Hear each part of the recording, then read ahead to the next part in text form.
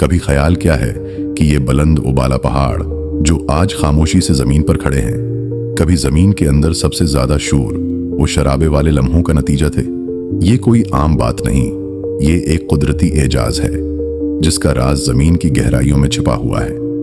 जमीन की सतह पर हर चीज साकिन लगती है, मगर नीचे जमीनी परतें मुसलसल हरकत में रहती हैं। ये परतें जो कभी धीरे धीरे और कभी जोरदार कुव्वत के साथ एक दूसरे से टकराती हैं, वही हैं जो पहाड़ों को जन्म देती हैं।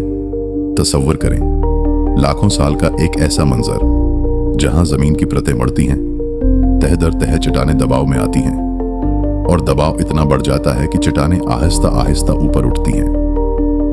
कभी ये पहाड़ आतिश फिशां की कुव्वतों के नतीजे में बनते हैं। लावा और गर्म मादा जमीन की अंदरूनी हरारत को सतह तक ले आता है। कभी ये पैदा होते हैं जब दो जमीनी परतें एक दूसरे से टकराती हैं और जमीन फोल्ड्स में झुक जाती है, जिससे बुलंद चोटियों की सूरत अख्तियार होती है। ये अमल इतना धीरे धीरे होता है कि इंसानी जिंदगी में महसूस करना तकरीबन नामुमकिन है। मगर सदियों और हजारों साल की दूरी पर नजर डालें तो ये खामोश ड्रामा वाकई दिल दहला देने वाला लगता है।